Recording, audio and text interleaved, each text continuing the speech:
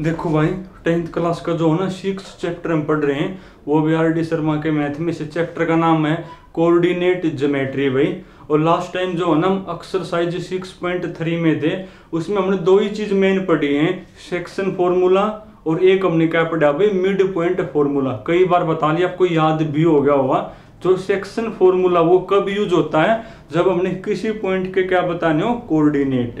Question देखो भाई, सब कुछ क्वेश्चन पे आना है। तुम पढ़ो क्वेश्चन नंबर, देखो लास्ट में जो है ना मैंने आपको क्वेश्चन नंबर 9 करवा था शायद। अब तुम पढ़ो क्वेश्चन नंबर 10 में। देखो क्वेश्चन नंबर 10 में लिखा हुआ है, if A vertex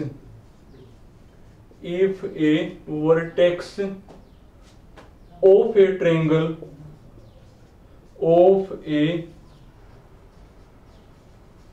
triangle B1, 1 and the middle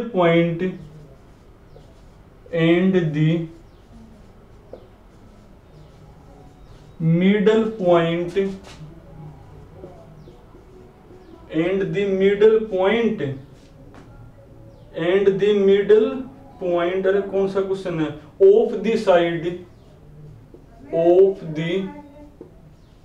side through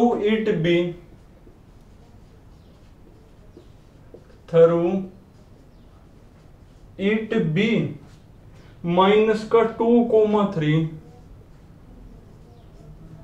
and 5,2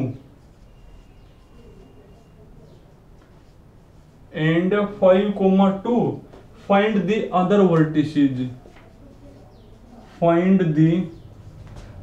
vertices में।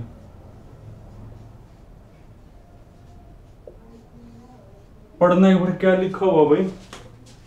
देखो इफ का मतलब गिवन होता है, कोई ट्रायंगल है भाई जिसका एक वर्टेक्स ये है, जिसका जो एक वर्टेक्स है ना वो कौन है मेरा, 1,1 मान लीजिए भाई 1,1। उसके बाद and the middle point of the side through it be, मतलब जो साइड इस वर्टेक्स में पास करे ना, देखो इस वर्टेक्स में गए या साइड और या साइड आपके पास करें, तो उनके मिडिल पॉइंट ये और ये हैं। दोबारा फिर सुनो, कोई ट्रायंगल है भाई जिसका एक वर्टेक्स 1,1, वो मैंने ये मान लिया।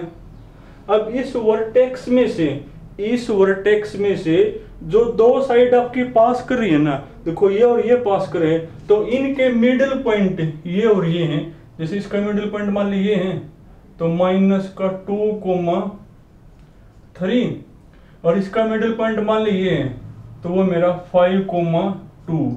तब आपको बताना क्या है, जो बाकी के दो वर्टेक्स है ना वो आपने बताने हैं। तो सीधी सी बात मानने पड़ेंगे।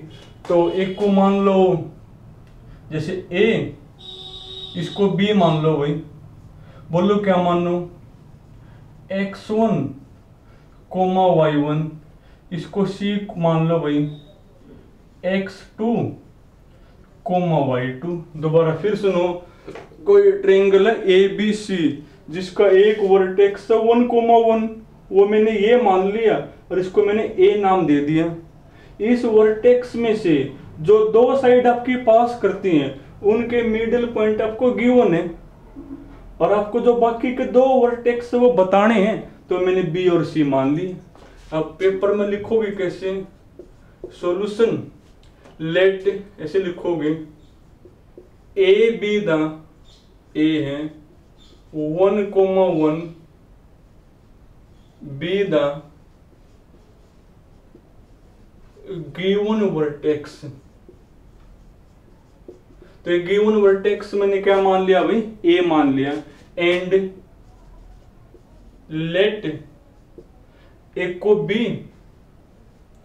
X1 Y1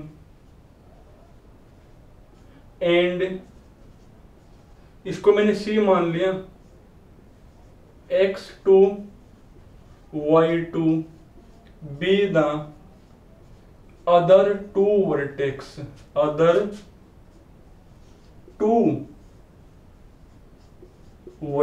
में। तो जो दूसरे दो वर्टेक्स वो मैंने क्या मान लिए बी और सी आपको बताने हैं। और आपको क्या गिवन है भाई, ए बी और ए सी के मिडिल पॉइंट आपको गिवन है, तो इनको भी मान लो पी और ये क्यू। एंड या फिर ऑल्सो लेट पी माइनस का 2,3 and Q 5,2 be the middle point of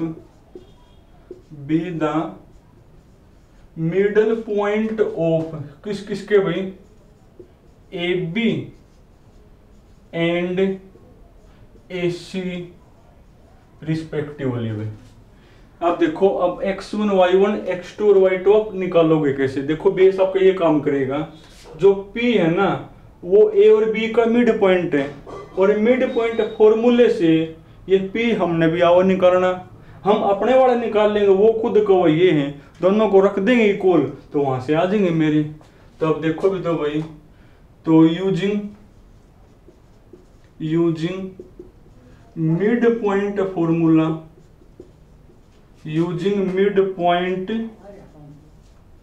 formula, तो मिड पॉइंट फॉर्मूले से कोऑर्डिनेट ऑफ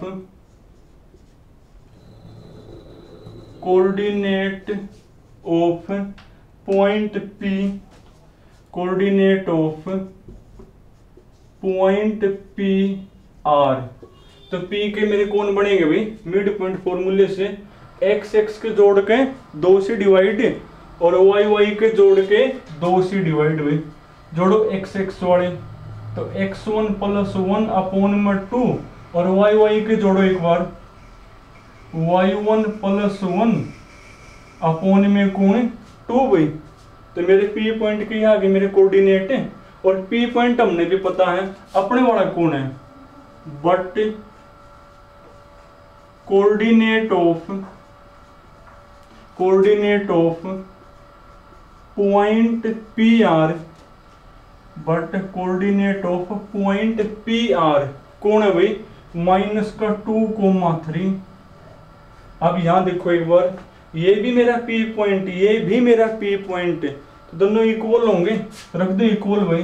तो देयरफॉर, तो ये इक्वल टू ये हो जाएगा, यानी x1 + 1 अपॉन में 2, y1 + 1 अपॉन में 2 किसके इक्वल होगा भाई, माइनस का 2,3, इसके इक्वल होगा। और दो पॉइंट इक्वल कब होते हैं भाई, दो पॉइंट इक्वल कब होते हैं, जब x कंपोनेंट x के इक्वल होगा, y कंपोनेंट y के इक्वल, रख दो x और x के इक्वल, यानी x1 + 1 डिवाइड में 2 इक्वल टू होगा माइनस का 2, और y1 + 1 डिवाइड में 2 इक्वल टू कौन होगा मेरा 3 बनेगा। अब देखो सिंप्लीफाई आप कौन चेक करना, क्रॉस मल्टीप्लाई भाई, यानी x1 + 1 इक्वल टू माइनस का 4, तो x1 1 को ले जाओ उस साइड, तो देखो माइनस का 5 आ जाएगा। यहाँ करो भाई क्रॉस मल्टीप्लाई, तो y1 + 1 इक्वल टू 6, तो y1 इक्वल टू 6 में से 1 गया, ये आ गया मेरा, यानी x1 y1 कौन आ गए, माइनस का 5,5। अब ऐसे ही तुम ये निकाल लेना सी, बिल्कुल सेम टू सेम स्टेप रहेंगे कि ए और सी का मिड पॉइंट है क्यू। अब क्यू आपको गिवन भी है, और क्यू आप मिड पॉइंट फॉर्मूले से भी निकाल पाओगे, दोनों इक्वल होंगे, तो वहां से x2 और y2 की वैल्यू आ जाएगी। चलो तुमने ये क्वेश्चन करना भाई, बाकी फिर कल करेंगे।